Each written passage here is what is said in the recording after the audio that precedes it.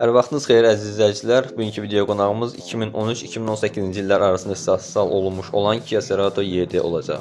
Kia Cerato YD markanın Tiger Nose adlanan radiator barmaqlığı ilə daha aqressiv və modern görünüşə sahibdir.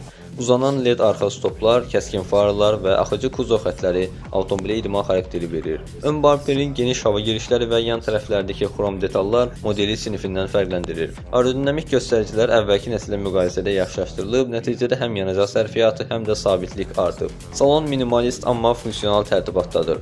Orta konsol sürücüyə doğru yönəlib. İdarəetmə elementləri rahat yerləşdirilib. Material keyfiyyəti sinifi üçün qənaətbəxşdir. Yumşaq plastiklər ön paneldə, sərt plastiklər isə qapı altında istifadə olunub. Yüksək komplektasiyalarda dəri oturacaqlar qızdırılan, ön və arxa oturacaqlar qızdırılan şükan, avtomatik iqlim nəzarəti, açarsız giriş, yəni keyleskop və işə salma sistemi var. Aşağı versiyalarda sadə parça oturacaqlar və manuel kondisionerdən istifadə olunub.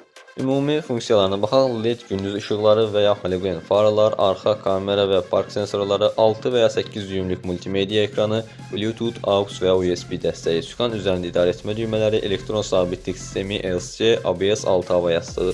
Bəzi versiyalarda dam pəncərəsi, lyuk, yəni sunroof, 16 və ya 17 düymlük diskləri mövcuddur. Rəng lak örtüyü nazikdir, asanlıqla cızıla bilir. Ön bamper aşağı yerləşdirici üçün bordürlərdə, trampolinlərdə tez zədələnir.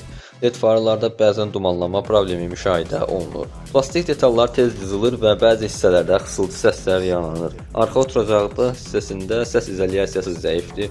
Multimedia sistemi yavaş işləyir və bəzi modellərdə toxunma reaksiyası zəifdir. Yəni toxunmatik yox, daha çox basmatik bir ekran qarşımıza çıxır. Mühərrik variantlarına baxaq, bu avtomobildə 3 fərqli mühərrikdən istifadə edilib. 1.6, 1.8 və 2 litrelik MPI benzinli mühərriklər, 1.6 MPI 128 at gücü və 157 Nm tork hasil edərkən ortalama yanacaq sərfiyyatı 100 km 7-8 litr idi. Ən geniş yayılmış, sadə və etibarlı mühərrikdir.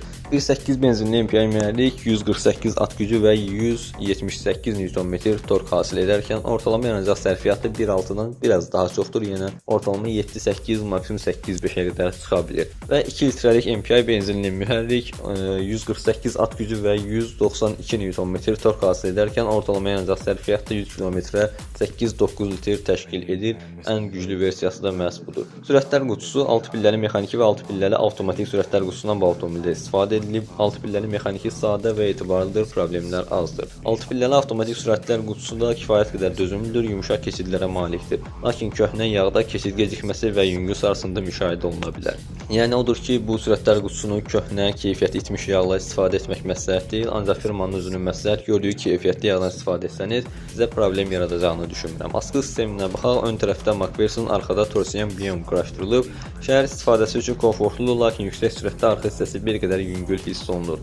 McPherson kifayət qədər keyfiyyətli, sportiv ön askı sistemi ola bilər, amma arxada Torsion istifadə edilib. Bunun yaxşı cəhəti əvvəlki videolarımda da bildirdiyim kimi çox sadə tək bir parçadan ibarət olduğu üçün həm təmiri çox ucuzdur, həm də çox gec problem çıxaran bir sistemdir, amma döngələrdə falan tez sürüşür, avtomobili arxası buraxmağa meyilli olur. Zəif cəhət amortizatorların və sabitləşdirici benzinlərin tez köhnəlməsidir ki, xüsusilə Azərbaycan yollarında bu ciddi problem yarada bilir. Əllət sistemi, ön və arxa disklər standartdır, ABS, EBD və bəzi versiyalarda ESP mövcuddur. Əllət performansı sinifi üçün qənaətbəxşdir. Zəif cəhətləri orijinal olmayan disk və bəndlərlə cızıltı səsləri tez yaranır. Azərbaycanda 2025 an etibarilə qiyməti 2013-2015-ci il arası modellərdə 17-22 min arası dəyişərkən 2016-2018-ci il arası modellərdə 22 min manatdan 28 min, 30 min manata qədər arta bilir.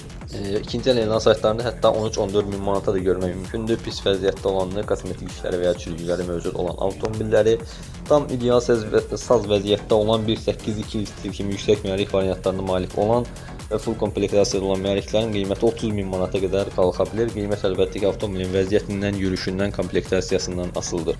Bugünlük məndən bu qədər. Ümidvaram ki, sizlər üçün faydalı bir video olmuşdur. Növbəti videolarda görüşmək üzrə, özünüzə yaxşı baxın.